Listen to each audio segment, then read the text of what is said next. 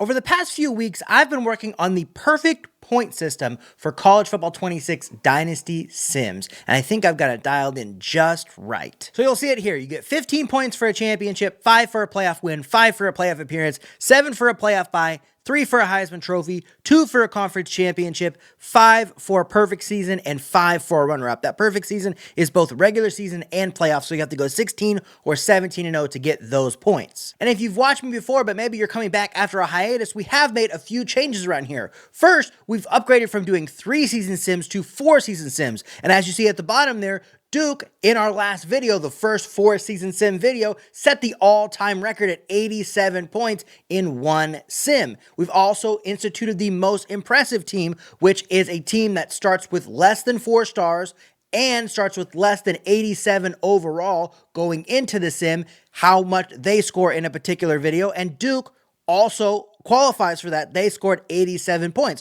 So Duke has become a bit of a problem in these newer videos. So today I want to showcase the final version of the point system to you that have been watching this whole time and to new viewers or viewers that are coming back after being gone for a while. So I've put together a conference alignment that will help us do that. It's basically splitting up the Power 4 conferences into 5 different tiers. Our first tier is the Big Ten, and these tiers are based on what we see them do in College Football 26 Sims, not what I think about them in real life, and not necessarily what their overalls are. So first is the Big Ten. This has 10 different teams in it that I see competing for national championships each and every time that we do these Sims. Second is the SEC. These are teams that can compete for national championships, but sometimes struggle or take a little bit longer to get there. Third is our Pac-12. These are teams that are basically in that most impressive race each and every season, but might struggle to actually have consistency throughout the entire sim. Maybe they'll make 1 or 2 playoffs, but they'll struggle to win national championships, or they'll struggle to get back into the playoffs. We've also made sure that Duke is in the SEC because we want to test their mettle, being one of those top teams now with that most impressive and best team score of all time.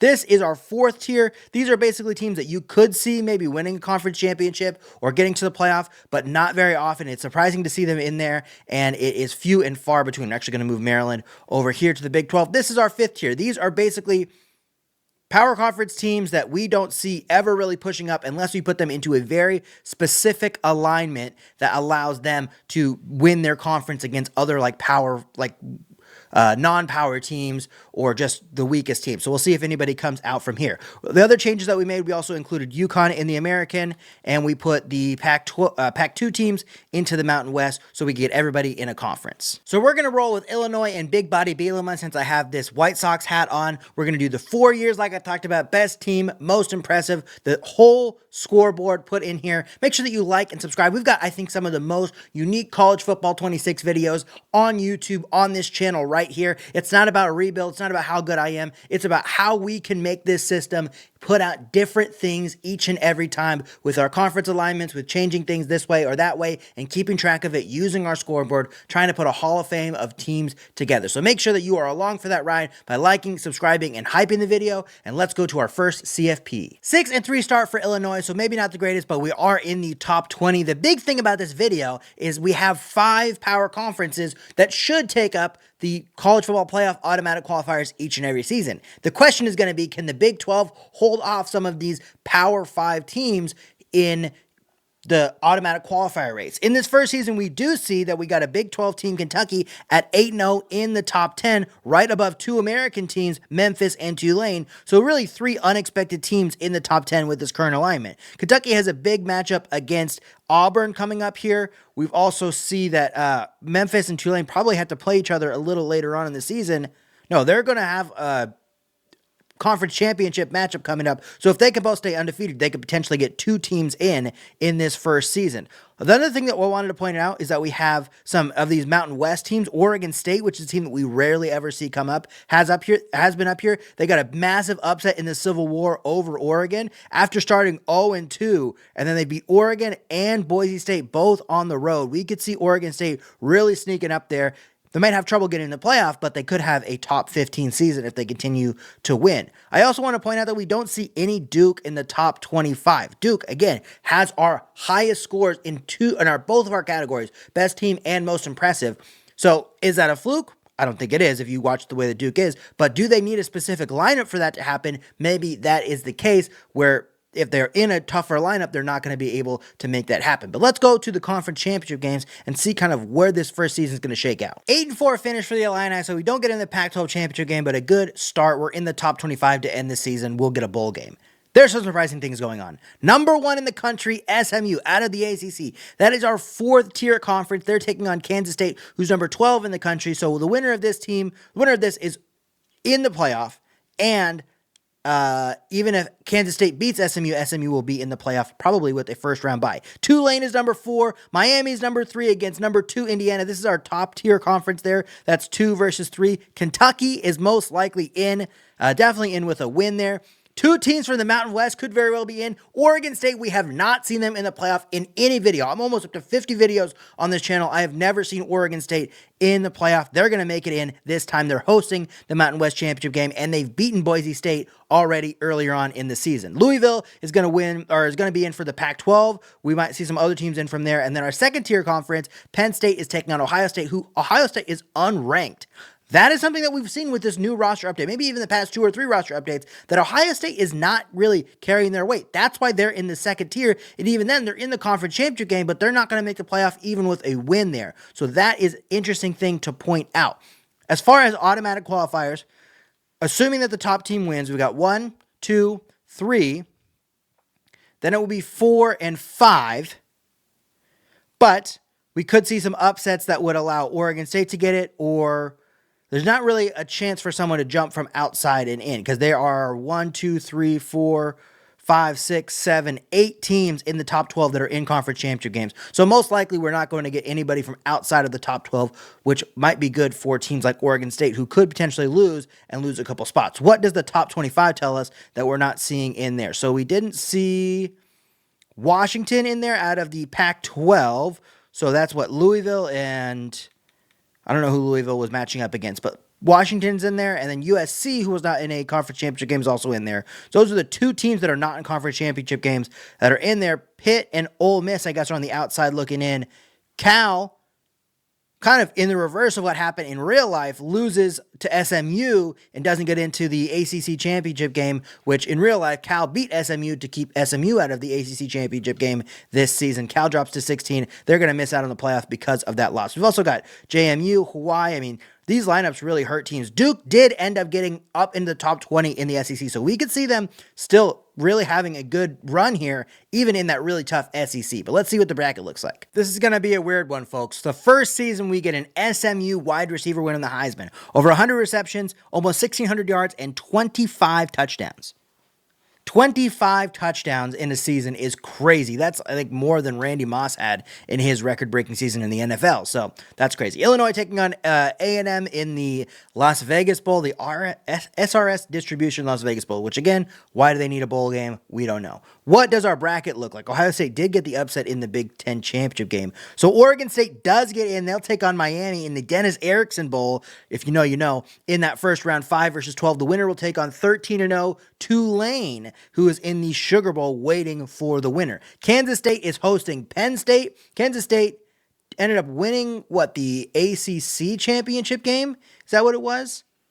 Yes, they did win the ACC championship game over SMU. SMU drops from 1 to 2. The winner of that game will face off against Indiana, who won the Big Ten in the Rose Bowl. Louisville will host USC. That was one of our 2 teams that were not in a conference championship game that we had up in the top 12. Both those teams ended up making it. Louisville hosting USC. The winner will go to the Cotton Bowl to face off against Boise State. And then Memphis hosting Washington. Memphis lost in the they didn't make it to the American Championship game. So Memphis was another one of those teams that we didn't have up in there because they were 11-1. So they will host Washington, and 2 teams that were not in conference championship games. Winner takes on SMU, who lost in the ACC championship game. We have 2 teams that are G5 teams that are bye teams. We have 4 G5 teams in the playoff with Boise State, Tulane, Oregon State, and Memphis all in the playoff. And then SMU, who was a G5 team 2 years ago, is also in the playoff, hosting a bye game in the Orange Bowl. So this is a pretty crazy lineup here in this first. We only get 2 teams from the Big Ten, our top-level conference, and the one team, which is Penn State from the SEC, which is not the team you would expect to come out of that SEC. So this is what you get. And Penn State also lost in their conference championship game and still made it in. So this is a crazy first-year lineup, and we're going to see a crazy four-year sim. Oregon State can't keep the Destiny run alive. They lose by 14 to Miami, but what a great first season for Oregon State. Can they rally it into something else? They have a good start in the most impressive race, but there's a couple other teams that are involved in this, like half the playoff is involved in the most impressive race. So we'll see how that turns out. Miami will face off against Tulane, who's looking for a perfect season. That'll start in the Sugar Bowl. Kansas State gets the win over Penn State. So we get Indiana versus Kansas State in the Rose Bowl. USC gets the upset win over Louisville by 18. They will take on Boise State in the Cotton Bowl, and then Washington also gets the upset win over Memphis. It'll be SMU and Washington in the Orange Bowl. So what? Boise State, Kansas State, Tulane, all still involved in the most impressive race. SMU is one of those teams that's just above the overall requirement, not the star requirement, to get into that most impressive race. And all of our most impressive teams go down. Tulane gets killed by Miami. Kansas State kind of gets killed by Indiana. Boise State had a good run against USC, but couldn't hold it out. And then SMU gets the win over Washington. We have 2 bye teams win, and 2 teams get their second win, with Miami and USC both getting through. So it's SMU and USC in the Fiesta Bowl, and Indiana, Miami in a national championship game rematch in the Peach Bowl. And it's USC and Miami who make it to the national championship game. Miami puts the smackdown on Indiana. They have basically, Oregon State starts to look really good when you see what they did to Tulane and what they did to Indiana. And then USC gets past SMU by 6. So it's USC and Miami in Miami for the first national championship game. Let me go ahead and put the scores together so we can see what we're playing for in this first season. We'll give you a top 5 in the best team race to start out. The top 5 for the best team race looks like this. Of course, we have SMU up top at 22 points. Then we have tied our 2 national championship game participants, Miami and USC. Indiana, our other semifinalist, has 19 points. And then Boise State and Tulane are both tied for 5th with 14 points, both teams losing after a first round bye. Now, there are 20 points on the line in the national championship game for the winner. The runner-up already has 5 points there, so whoever wins this will move into first place. The loser will move into second place going into year 2. Let's see what happens. And it is Miami that gets the win at home, starting at the number 5 seed, winning 4 straight games to get to the national championship game. They win 31-20. They were up 24-3 going into the second half. USC tried to make a run back, but it was never going to be enough. Miami gets the win 31-20. They're our national champion and the first place team going into year 2 of our sim. Down season for Illinois here, going 4-5. We'll see if Bielema can survive the entire video at Illinois. So in our second season here, we have a few familiar faces. We've got Tulane and SMU back in the top 6. Tulane, of course, and SMU both had first-round byes. SMU ended up making it to the semifinals last year. They got a big game coming up on the road against TCU in this next week. All 4 of these teams we did not see make the playoffs last year. We also didn't see Alabama make the playoffs. USC was our national runner-up last year, so they're in the best position to kind of make something happen next year, although they just had a rough loss to Georgia. Louisville's back up there that we saw in the playoff last year. They might be struggling a little bit to stay afloat, though, after a loss on the road at Missouri. Hawaii is up there this time. We didn't see them last year. We saw them in the top 25, but not in the playoffs. So we'll see if they can make the playoff this year out of the Mountain West, who had 2 teams in last year. One of those teams was Oregon State, who just had a loss at Hawaii, which might hurt them a little bit. They've won the Civil War 2 years in a row. That's unacceptable as an Oregon fan. How could you lose the Civil War twice in a row? But Oregon State might just be back in that Mountain West Championship game here. They got a couple tough games to end the season, but they might be back in that Mountain West Championship game looking for a second straight playoff berth. Miami are defending national champion, is not in the top 25. So we'll see if they can make a run back up towards the top here, or at least to the top of their conference. Otherwise, we're going to have a new first place team next year, most likely. Conference championship games are back. Illinois is not in them. They're 5-7, but we have a few surprises here. Missouri and Nebraska in the Pac-12 championship game. Both teams most likely into the playoff. We did not get Oregon State back into that Mountain West championship game. After getting 2 teams in the first season, they won't get a team in this year. We've got Maryland Maryland and Kentucky, probably both teams looking to make the playoff here. Kentucky might struggle a little bit, but they should be around getting in there even with a loss. The SEC is going to get two teams in. Last year, Penn State snuck in after losing to Ohio State. Ohio State's looking for their second straight SEC championship and their first playoff appearance. SMU is going to be back in the playoff, probably as a first-round bye team, especially if they get the win here. South Carolina could potentially make the playoff as well, win or lose. And then Michigan and Georgia in that Big Ten championship game. So we'll have a new Big Ten champion this year. So how it'll shake out if the top teams get the win: 1, 2, 3, 4, and 5, Maryland getting that final automatic qualifier. But no, and I will say none of those teams will be upset by teams that come from outside of the playoffs. So Tulane really needs to hope for big losses from South Carolina and from Kentucky to even have a chance, as well as a big win against UAB. Otherwise, we're probably pretty chalk here. Let's see what the top 25 tells us that the conference championship games left out. So Louisville will be in again this year. They were a home team last year, but they weren't a first-round bye team. They'll be in again this year. Florida will be in most likely again. Maybe Tulane will find their way in, depending on how that thing shakes out at the end. They had a rough loss at the end of the season to Duke that will most likely keep them out of the playoff. We had Oregon State just on the outside here. Oregon State has had a really good start to this, but they only got 5 points on the board just from their playoff appearance. So this loss to Washington State is going to end up really, really hurting them at the end. I think that if they would have won that game, they could have weathered these other two losses, but that loss right there is going to keep them out of the playoffs and keep them from scoring.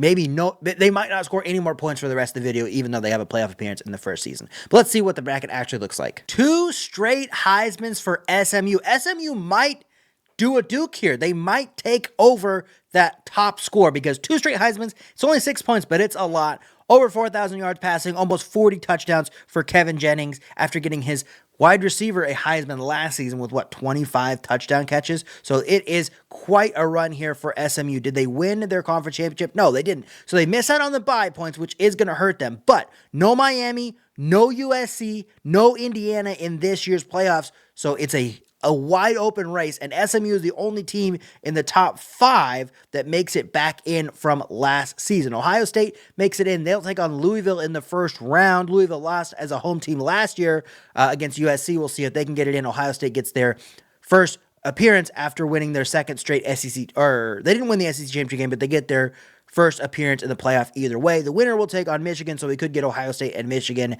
in the Cotton Bowl. Kentucky and Missouri both make it in. I think this is a rematch of the conference championship game that they were just in. So both of those teams are playing each other 2 weeks in a row. The winner will take on Alabama in a real-life SEC matchup, but both of those teams, I think, are in the Pac-12. Double check. SMU is hosting Maryland. So SMU, again, is really our top scorer. They're one of 2 teams that have made it in the playoffs 2 years in a row. Just SMU and Louisville are the only teams that made it that were in last year. So that's a good sign for this conference alignment. SMU and Maryland in the 6-11. Winner will take on Georgia in the Fiesta Bowl. And then South Carolina, who beat SMU in that, Big 12 championship game? ACC championship game, will face off against Florida in the first round. The winner will take on Nebraska, who won, I believe that is the Big 12 or the Pac-12 championship game. So they'll move on to face off against them. But only 2 teams make it back from the first year in the playoff, and only 1 team that actually won a game last year is in the playoff again. So SMU has it all in front of them if they can put together a little bit of a run here to catch up with Miami from the first season, or we're going to have an all-new top 5 if some other teams can make a run. Both of our playoff teams from last year do get the win.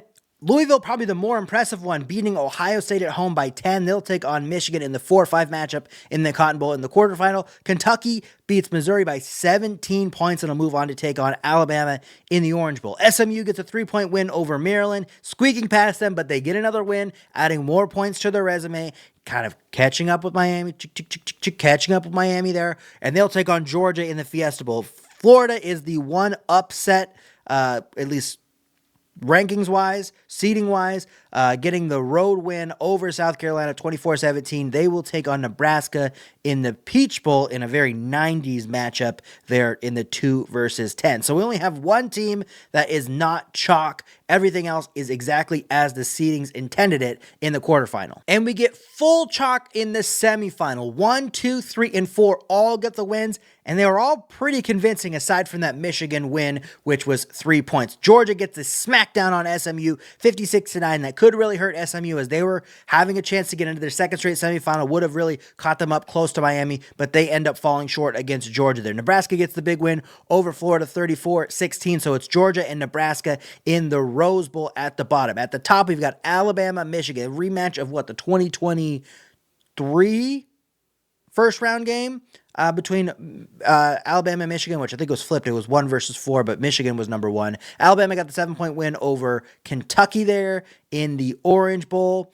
Had to have a little bit of a comeback there at the end, but they end up getting that win, or they just had the last second touchdown there to win over Kentucky. And then Michigan, I think, also kicked a last-second field goal to hold off Louisville at the end there. So it's Alabama, Michigan in the Sugar Bowl, looking for a chance at that national championship game against either Georgia or Nebraska. No perfect teams left, so we still have yet to have anybody score the perfect team. It was a 1-point bonus before. It was no bonus before, moved to a 1-point bonus. Now it's a 5-point bonus because it is a very, very hard thing to get. 2 close games in the semifinal, but we get 1 versus 2 in Vegas for the national championship. Alabama with a 3-point win over Michigan to sneak in. Basically, they took the lead in the third quarter and held it after going down 21-14 going into halftime. They take the lead in the third quarter and hold it into the fourth, get the win there.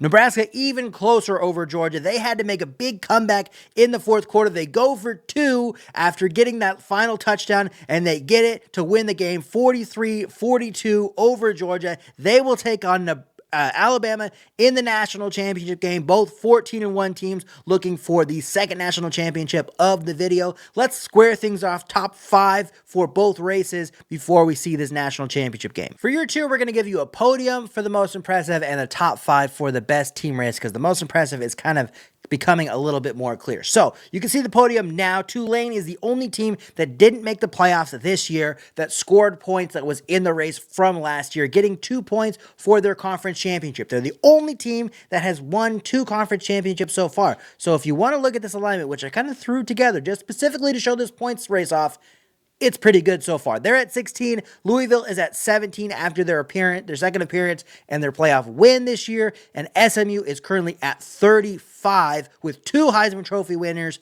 and making the playoffs twice in a row to start our video. Now, the top 5 for the best teams look like this. Tied at 4th is Alabama and Nebraska, both of our national championship teams this year. So there's 20 points on the line, 5 points for the loser. Keep that in mind as we go up this list. USC is at 25 in the third spot right now, so they will be overtaken by both of those teams, regardless of the outcome of the national championship game. SMU is at 35, currently in second place overall, and Miami, our winner from the first season, is at 40 points. So far, they didn't score any points in this season. So, the winner of this game between Nebraska and Alabama will take over first place with 44 points. The second place, or the runner-up from this season, will go into fourth place, kind of stay at 4th place as it currently stands, moving ahead of USC to go 29 points going into our 3rd season. So let's see how this all shakes out in the national championship game between Alabama and Nebraska. And it is Alabama with the smackdown. They heard the questions, basically putting them into the second-tier conference because they don't necessarily always show up in these college football 26 sims, but they've shown up this time. Number 1 in the country, 15-1. They get the win 38-14 over Nebraska, moving into first place in our best team race with 44 points, just ahead of Miami, our first year national champion. Let's go to the 3rd year and see who can keep their run alive. Bielema's days are numbered. We are 2-6, so we'll see if we can make it to the end here, but we have some interesting things going on here. So Michigan is number 1 in the country. They were a bye team last year. They made it to the semifinal, so they have some points behind them. We'll see if they can rally that into a couple runs here at the end of this video. Alabama is back in the top 4. USC is back in the top 4. Washington, who was a playoff team last year and got a win last year, is number 2 in the country, currently undefeated. We've got Boston College and Maryland and Missouri and Ole Miss all making runs up to the top. We've also got UCLA up here. Tulane, who has been one of the most consistent teams so far, looks like they're trying to make another playoff run in this third season. Miami, our first year's national champion and number 2 currently in the best team race, is back in the top 15, so we'll see if they can do anything. We talked about Oregon State in these first couple of seasons. They have not made a run back up to the top 15, so unfortunate for them. East Carolina is one of the newer teams up there. North Carolina, so we got North Carolina, the state of North Carolina doing some things here, but no Duke. No Duke, so maybe they're not going to be able to survive this more stiff setting that they're in with this current conference alignment. So Maryland did make the playoffs last year. Boston College would be a new one. They are both in the Big 12, so we could see them potentially in a conference championship somewhere down the line. They don't have a regular season matchup, so we'll see about that. Boston College would be an interesting team to add into the playoff mix at this point in the video. But let's sim to the conference championship games.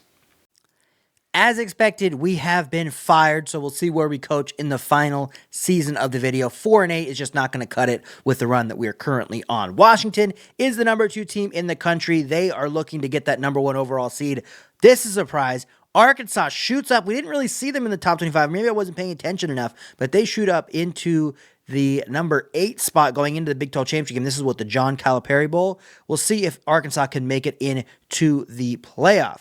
Tulane looks like they will be back in. They need to probably get this win because that would be a rough loss, but they should be in to the playoff this year. Notre Dame is the number 1 team in the country. I think they were 12 when we saw the college football playoff poll, so that is a big jump for them up to number 1. They should be looking at getting a bye here with the win in the SEC championship game. USC and Michigan are facing off in the Big Ten championship game. USC, I think, should still be in the top 5 currently with the way that things are set up. App State might be able to get into the playoff here because UCLA could drop. Well, I think they're currently in the 5th spot, right? 1, 2, 3, 4, 5. So they should get the automatic qualifier with a win over Troy. If they drop it, then you could see NC State getting it for the ACC. But this is the reason why they can have a chance, is because the ACC has dropped off. We've got a Power 5 set up. But even if App State loses, we could see Akron get that qualifier from the MAC championship. So the ACC needs a lot of help to get into the playoff unless they have somebody in the top 12 we don't see here. But App State or Akron should be in, which would be, we had a bunch of G5 teams in the first season. We'll see if we get one in this season, unless one of those teams drops it in the conference championship game, or both of those teams, I guess, drop it in the conference championship game. Alabama, last year's conference or national champion, is back in the college football playoff. So is Miami. So we have our top 2 teams in the race back in the college football playoff this season. Clemson's also making their first appearance, even though they're not in a conference championship game. Anything interesting at the bottom here? No, not aside from Iowa has an outside chance of making the playoff. Hawaii has an outside chance of making the playoff. So there are some interesting things to still go on in this conference championship weekend. And currently, North Carolina is in, but they probably lose that spot with the way that conference championship shakes out, unless probably all 4 of these teams lose. But we'll see. What does the playoff look like? Our first non-SMU Heisman, and our second wide receiver Heisman goes to Talon Taylor from Georgia. Over 100 yards or 100 receptions, almost 1,700 yards and 14 touchdowns. Gets you the Heisman. So quarterbacks are moved out on the Heisman. Let's see what job offers we have here for Bielema. No head coaching position. So we'll wait 1 week and see what's available next week. But I don't think we're going to get a head coaching spot, which sucks. What does the bracket look like? So UCLA ends up making it in. So, Tulane took the G5 spot. I was thinking that we would get App State, but okay. Either way, Tulane makes it in. They will take on UCLA. This is their second playoff appearance, their third conference championship. Because we don't have SMU up here now, Tulane could make a move to getting into the best team, our most impressive team, because they were the one team that kind of made some moves last year. But Arkansas winning their conference championship game, taking on UNC, is also a big move in that. UCLA making the playoff is also a big move in that, because they are included in that most impressive race. We have a lot of teams that are not in the most impressive race that are in this playoff this year as well. So the winner of the Tulane UCLA game will take on Clemson in the Fiesta Bowl. We've got USC and Alabama facing off, two teams in the top 5 currently in our best team race, with the winner taking on Washington. Washington is undefeated currently. They could be looking to get our first undefeated season bonus if they can win 3 games, including the national championship game. Arkansas and North Carolina, the winner of that will take on Miami, who is currently second in our best team race, our first national champion, so we'll see how that all shakes out. And then Florida and Michigan are in the bottom there. Winner takes on Notre Dame, so a couple blue bloods that are going to be facing off here in the quarterfinals, as well as in the first round for that matchup. All right, so we're taking over the Ducks. Somehow we failed our way into the Oregon head coaching job, which we will be going ahead and taking over. Brett Bielema starts off on the hot seat, but the final season will be coaching the Ducks. See if we can get them to their first college football playoff. They have not done super well in this sim so far. What does our bracket look like? So Tulane gets the win over UCLA at home. They'll move on to take on Clemson. That is big for Tulane in that most impressive team race. Arkansas also got a big win over North Carolina, so they sneak into that most impressive team race. But Tulane has a bye on them. They have 2 playoff appearances. They got 3 conference championships, so they're very much making a run at SMU, who's had a pretty impressive run so far, but are not in the playoffs this year. Alabama wins by 1 over USC. They're staying alive as far as the best team in the video, but Washington might have something to say about that. They could score like 50 points this year if they get that undefeated season taken care of. We'll see how it shakes out in the second round in the Rose Bowl. And then Florida gets the win by 8 over Michigan. They'll take on Notre Dame in the Sugar Bowl. Massive quarterfinal here. Tulane goes down by 8 to Clemson. Arkansas puts a bigger smackdown on Miami than they put on North Carolina, 49-24. They'll take on Notre Dame, who got a 3-point win over Florida, and Alabama gets a 3-point win over Washington, ending their perfect season bid. And Alabama now, our defending national champion, is back in the semifinal.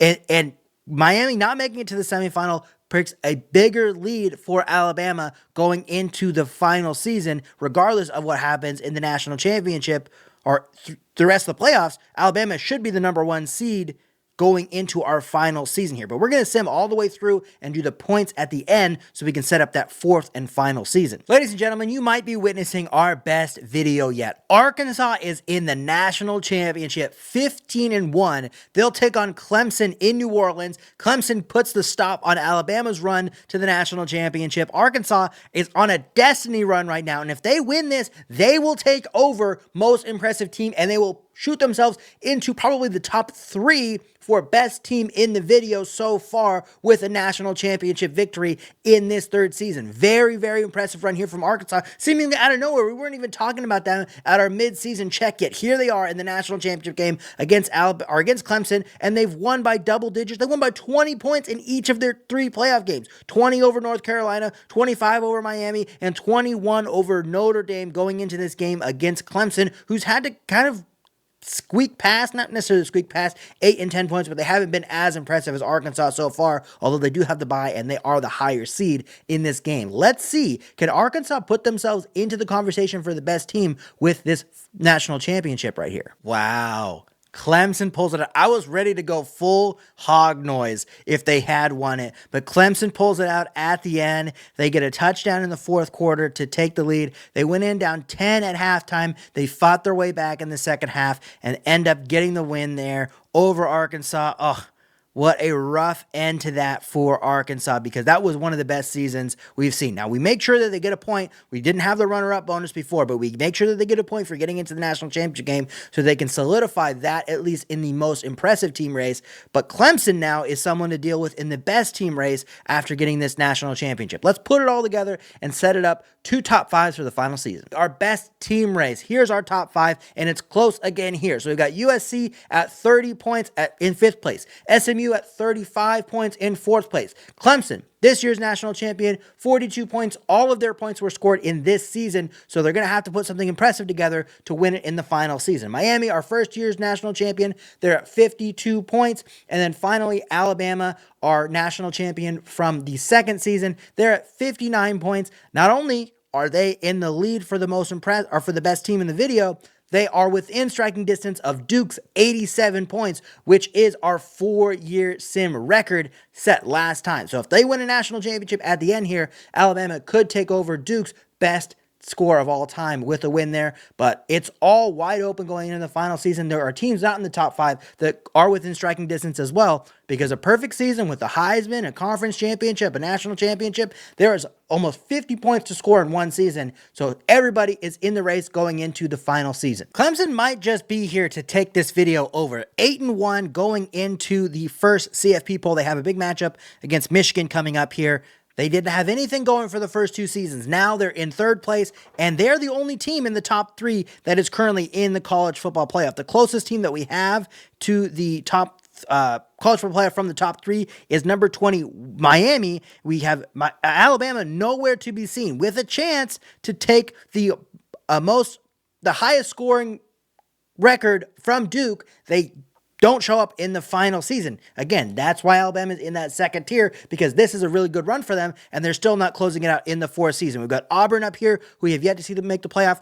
Maryland has made the playoffs, but they're higher than they have been in any other season here, currently at number 4 in the country. TCU's up there, NC State's up there, Kentucky's back up there, who's made the playoff before. Boston College was up there last year, but they couldn't close it out. So we've got a whole bunch of new things going on, including North Texas in the top 12. USC is within striking distance. SMU is within striking distance. SMU has a big chance to make a run up the college football playoff rankings this week with a game on the road at NC State. And Brett Bielema in his first season at Oregon is doing fine. 7-3, getting them in the top 25. They finally get a win over Oregon State, which they lost the first 2.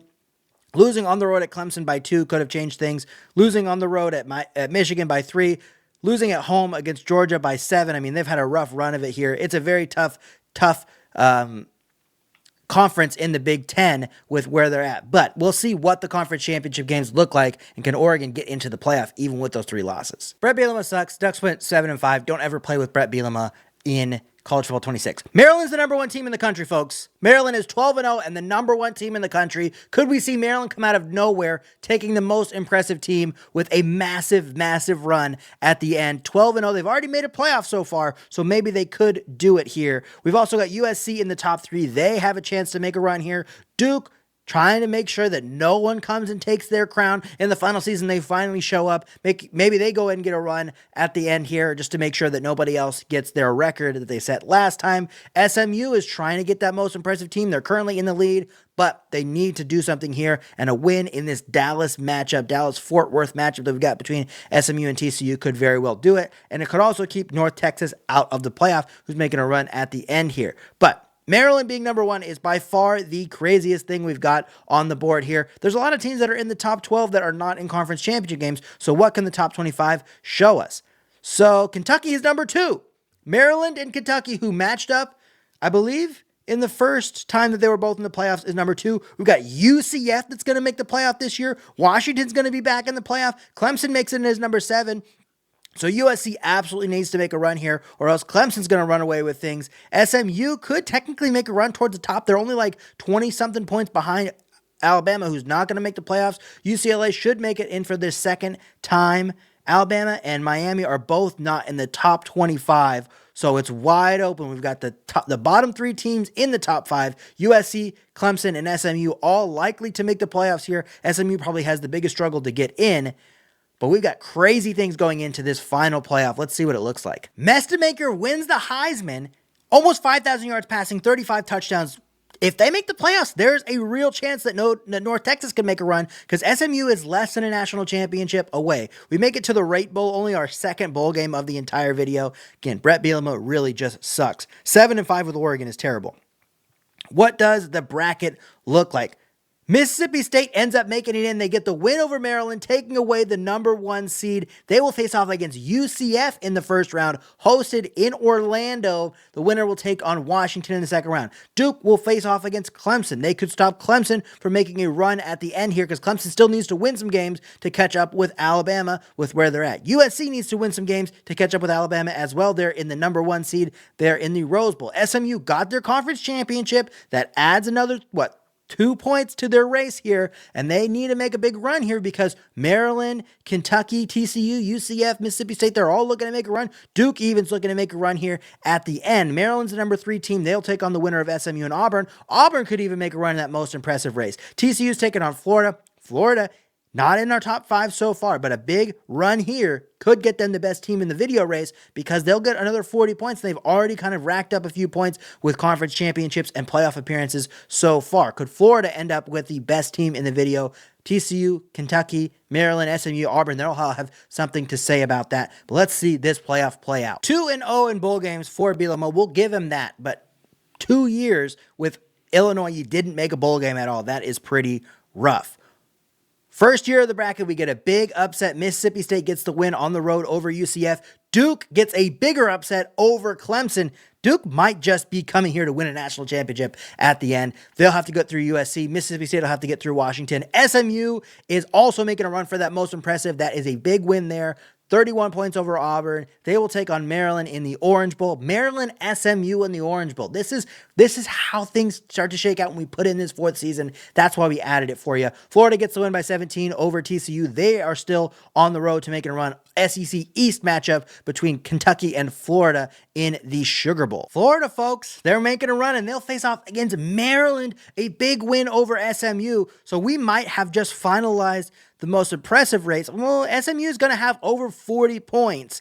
Maryland needs to win the national championship, and even that might not be enough with what they've scored so far. We'll have to see what things are looking like. But USC, Washington, and Florida all are also in the running for best team in the video. So what we're going to do now is before we get to the national championship game, we are going to set some things straight to give a path for each of these teams to whatever championship they can still win based on where we're at with the points right now. So let's get that put together. 2 top 5s for you going into the semifinal of our final season, but they don't tell the full story. Starting with our most impressive team race, we've got SMU at 45 points at #1.